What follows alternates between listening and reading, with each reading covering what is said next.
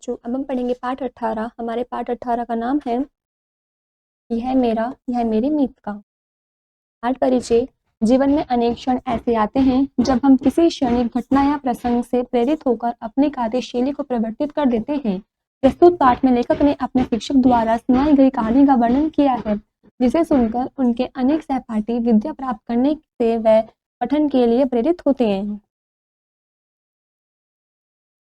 हमारे शिक्षक उन शिक्षकों में से थे जिन्हें हार्ड टास्क मास्टर कहा जाता है। उनके डर से हम लोग रोज का पाठ रोज तैयार कर लेते थे। फिर भी 2-3 बालक ऐसे थे जो न कुछ याद कर पाते थे, न बताई हुई विद्या को स्मरण रख पाते थे। यद्यपि लिखने का काम वह गलत सही पूरा कर लेते थे। अध्यापक ने उनके लिए एक युक्ति निकाली और वह थी एक कहानी, जिसे मैं अब तक भूल नहीं पाया और न कभी भूल पाऊंगा। किसी गांव में 2 बालकों में गहरी मित्रता थी। दोनों एक दूसरे को मित्र कहकर पुकारते थे और एक ही गुरु के पास पढ़ने जाते थे। उन दोनों की मित्रता देखकर लोग हैरान थे।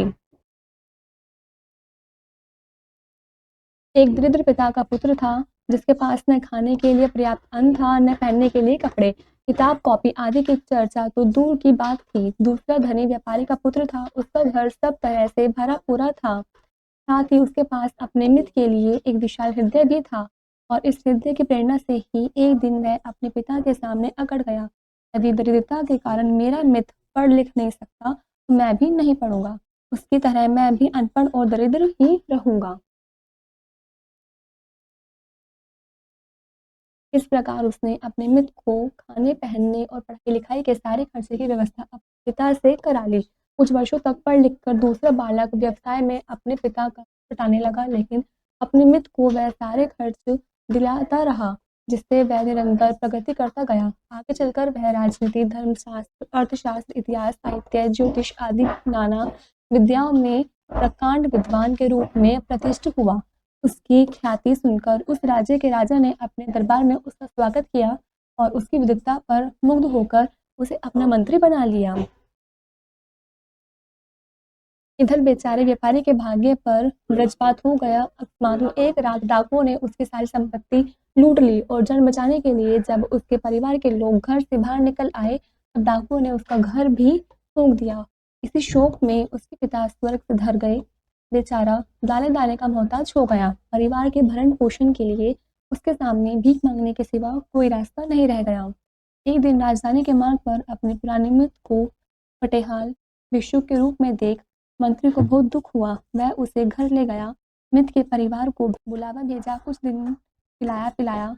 एक दिन व्यापारी मित्र बोला, इस तरह हम कब तक तुम्हारे मेहमान बने रहेंगे? मुझे कुछ धन उधार दे दो, मैं फिर से व्यापार शुरू करूंगा।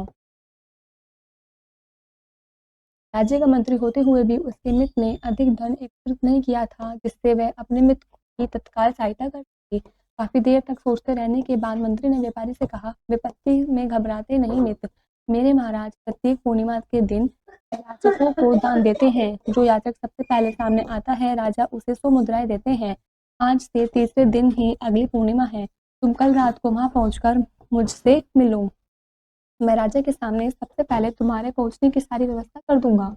इस तरह तुम्हें 100 मुद्राएं मिल जाएंगी। इतने में तुम्हारे परिवार का काम तो सुखपूर्वक चल जाएगा और कुछ व्यापार भी शुरू कर लेना।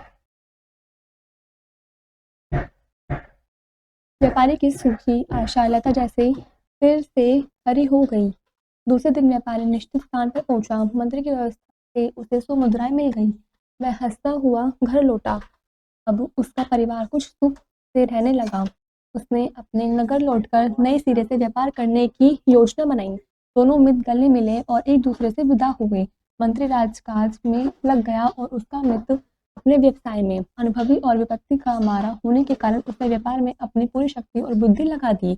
व्यापार चमक उठा। उधर मंत्री संपन्न था, लेकिन सुखी नहीं। कारण यह था कि उसका बेटा बहुत नालायक था। लाख उपाय करने पर भी वह कुछ पढ़ लिख नहीं पा रहा था, न वह किसी सिखाई हुई विद्या को याद रख पा रहा था। मंत्री को अपने मित्र की याद आई। जब वह उसके नगर जाने की तैयारी कर रहा था, तो उसके बेटे ने भी साथ चलने की जिद पकड़ ली। इसलिए उसे भी साथ लेकर वह अपने मित्र के पास पहुंचा। इस बार उसे उतना ही आश्चर्य हुआ जितना द्वारिका से लौटने पर श्री कृष्ण के मित्र सुदामा को हुआ था। मित्र सचमुच लखपति हो गया था, उसने मंत्री का भव्य स्वागत किया, लेकिन मंत्री को तो अपनी ही चिंता सता रही थी। मित्र ने जब उदासी का कारण पूछा तो मुँह लटकाए हुए उसने कहा, "क्या कहूँ मित्र, तुमसे सहायता प्राप्त कर मैं विद्वान बना, राजमंत्री भी, पर सारी सुविधाएँ होते हुए भी मेरे पुत्र कुछ भी नहीं सीख सका।" बातचीत के दौरान व्यापारी मित्र ने मंत्री पुत्र के बारे में सारी बातें जान ली, तो उससे कहा, "बेटी, जानते हो कि 5 वर्ष पहले मेरा क्या हाल था? आप एक दरिद्र याचक थे। शाबाश! अब यह बताओ कि मैं लखपति कैसे हो गया?" "मुझे नहीं मालूम, तुम्हें बताऊँ?" "बतलाइए।" "देखो, तुम्हारे पिता की सहायता से मैंने 100 मुद्रा जैसे याचक बनकर ली, उनसे मैंने व्यापार शुरू किया। व्यापार में मैंने शक्ति, भक्ति और बुद्धि लगाई, लाभ होने लगा। हर बार मैं लाभ के 2 भाग कर देता और कहता, यह मेरा है, यह मेरे मित्र का। मैंने दोनों भागों को अलग-अलग व्यापार में लगाया। इस तरह लाभ बढ़ता गया, व्यापार बढ़ता गया। क्या समझा तुमने? मैं मंत्री पुत्र दिखलाने लगा।" व्यापारी ने प्यार से उसे चूमते हुए कहा, "बेटे, एक-एक विद्या और गुण को अपना समझ लो और अपने लिए तथा अपने मित्रों के लिए दिल और दिमाग में रखते जाओ, तो 6 वर्षों में तुम क्या से क्या बन जाओगे।" बालक मुस्कुराते हुए बोला, "मैं ज्ञान और गुण का लखपति हो जाऊँगा।" शाबाश बेटे, तुम्हारी माँ, तुम्हारे पिता, मैं, सब लोग यही चाहते हैं कि तुम विद्या और गुण के लखपति बन जाओ। क्या तुम हमारी यह इच्छा पूरी करोगी? अवश्य, अगली बार मैं उसी रूप में आपसे मिलूँगा। फिर बालक ने अपने पिता से कहा, "पिताजी, अब आप राजधानी चलिए, मैं आज ही से अपनी पढ़ाई में लगूँगा। मुझे रास्ता मिल गया। अब जो कुछ मेरी समझ में आएगा सब याद होगा।"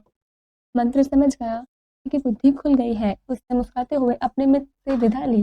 राजधानी पहुंचकर उसका पुत्र अध्ययन में गौने उत्साह से लग गया। हर रोज वह जो कुछ सीखता, मन ही मन अपने काल्पनिक मित्र को भी सिखाता। वह कहता, "यह मेरा है, यह मेरे मित्र का है।" इस तरह हर पाठ दोहराता जाता। लड़का मन लगाकर पढ़ने लगा, वह विद्याएँ सीखता गया, अच्छे गुणों से संपन्न होता गया। 6 वर्ष बाद वह भी प्रकांड पंडित बन गया और आगे चलकर अपने पिता का उत्तराधिकारी बना। गुरुजी ये कहानी सबको सुनाते, विशेष रूप से उन शिष्यों को जिनका मन पढ़ाई में लगता ही नहीं था।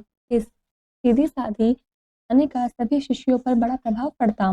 सब में पढ़ाई-लिखाई के प्रति एक नया उत्साह भर जाता।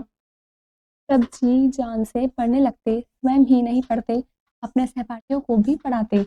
मित्र का भाग भी तो रखना था।